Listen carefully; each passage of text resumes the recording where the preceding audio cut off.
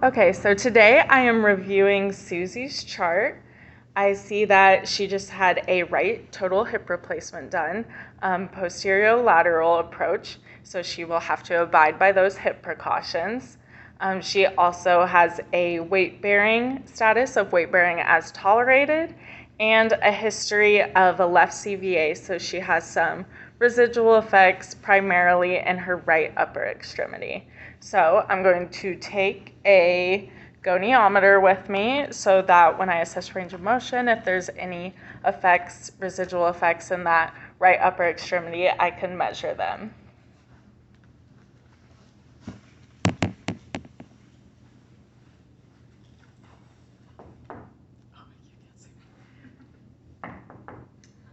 Hi, Susie. Let me wash my hands real quick.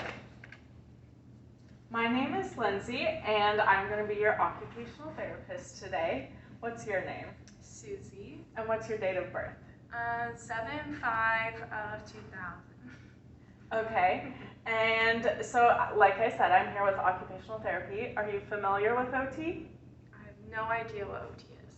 Okay, so what I do as an occupational therapist is I want to help you get back to doing all of the activities that you need and want to do throughout the day. So all of your usual roles, habits, routines, I'm going to help you return to those. Sound good? Yep. Okay, are you experiencing any pain today? Yes. On a scale of 0 to 10, with 0 being absolutely no pain and 10 being the worst pain you've ever experienced, what would you say? Probably a 6 out of 10. Okay, a 6. That's a little high. When's the last time you had meds? The nurse came in about half an hour ago.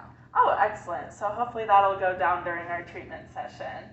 I also see, according to your machines here, that your heart rate and pulse ox is good, and it looks like your blood pressure right now is 105/69. So that's a little low, but I'll ask more questions about that in a minute. First though, I want to go ahead and look at your right leg here. So I notice your skin looks good. It's a little shiny and red down here. You have some swelling in the calf, some edema, but I don't see any signs of DVT, and other than that, your skin integrity looks great.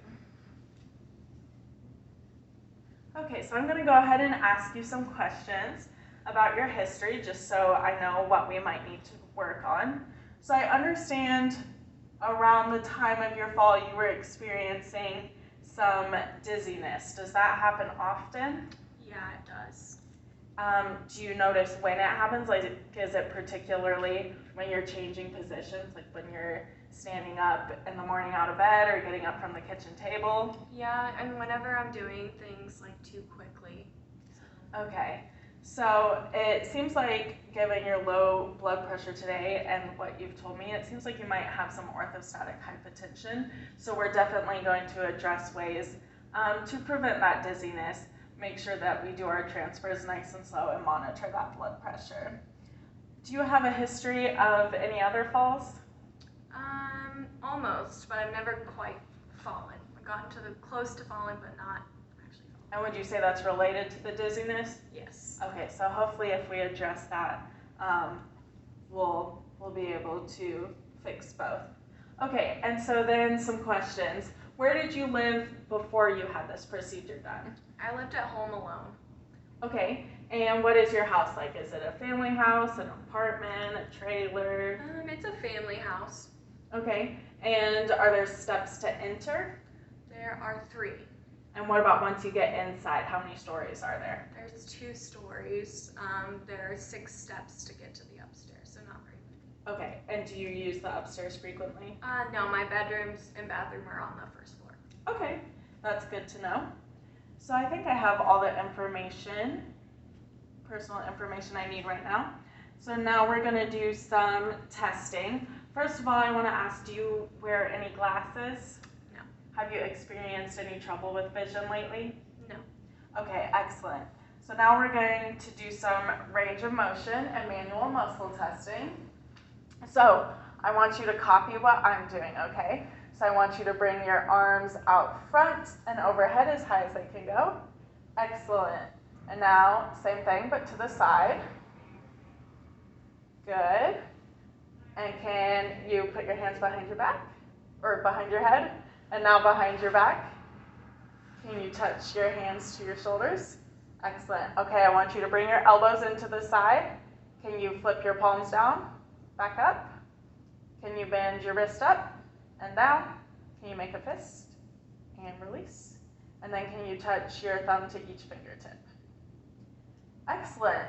So it looks like your range of motion is within functional limits. I don't think we need to measure anything. So it looks like you must have had some good rehab after your stroke.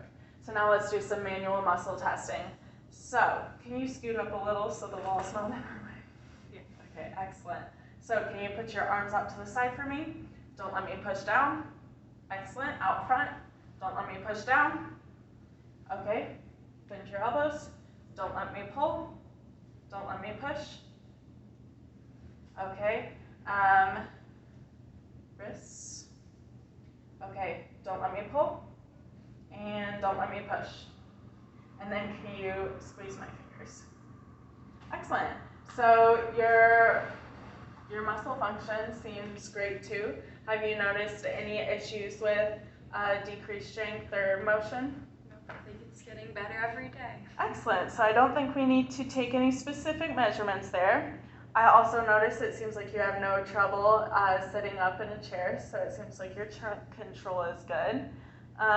So it's time to get started. We're going to transfer you over to your recliner today. That'll probably be a little more comfortable. How does that sound? Great. Okay, so what we're going to do is we'll do a quick stand pivot. That's all it's called. But first, we need to make sure that we abide by our hip precautions. So since you had a posterior lateral approach, you cannot bend forward farther than your hands on your knees. You also cannot cross your leg, and I don't want you turning your feet inwards, okay? Okay. Can you repeat those to me? Don't bend past my hands on my legs, don't cross my legs, and don't turn my toes in. Yes. Hands on your knees, not just on your legs, Hands on your my knees. Okay, sounds good. I think you knew what you meant there. Okay, so now we're going to do the transfer. Let's put the gait belt on you. Do you mind if I put this belt on you? It's going to give me somewhere to hold when we're completing the transfer.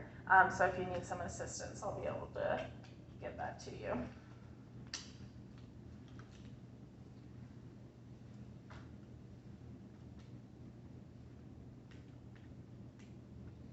Now this is going to be kind of snug, like it's giving you a hug, but it shouldn't be uncomfortable. How does that feel? Good. And let's tuck that in so it's not in our way. Okay, you feel good? Yep. Right now, are you feeling dizzy? No. Okay, so we're going to go ahead and do our transfer. So a couple things to remember. When we do our transfer, first I'm going to have you scoot forward a little. Good, and then I want you to extend that right leg and keep that extended while we stand up so that we don't bend forward or break our precaution. So then what we're going to do on the count of 3, I'll have you stand up, and then you can put weight through that leg as long as it doesn't hurt too much, and then we're going to pivot and sit down in this chair. Okay. So I want you to use your hands to push up from that seat, and then when we're sitting back down, I want you to wait to sit until you feel the back of your legs on the chair, and then reach back with your hands to sit down. Okay. Sound good? Yep. Any questions? Okay, let's do this. And when you sit back down, make sure you extend that leg again. Okay, 1, 2, 3. How do you feel? Good. Okay, let's go ahead and take some steps. Turn.